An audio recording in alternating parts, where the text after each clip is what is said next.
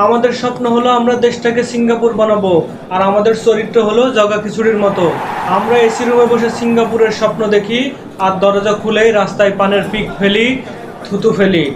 একটা জিনিস কল্পনা করুন তো, আগামীকাল যদি সরকার ঘোষণা করে আজ থেকে সিঙ্গাপুরের মতো রাস্তায় থুতু বা ময়লা অথবা পানের পিক ফেলা যাবে না। যদি আপনি ফেলেন তাহলে আপনাকে 500 টাকা থেকে 50,000 টাকা জরিমানা করা হবে। তাহলে কি অবস্থা হবে আপনি ভাবছেন একবার? দেশের তথাকথিত সুশীল সমাজ আর মানবাধিকার কর্মীরা সাথে সাথে রাস্তায় নেমে পড়বেন।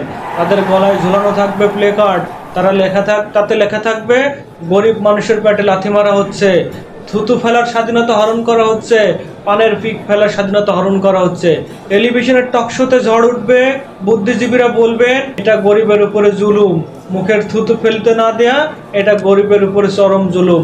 এইভাবে যদি সুশীল সমাজরা আর টকশোতে যদি আলোচনা করা হয়, সেই দেশের উন্নতি আপনি কিভাবে করবেন?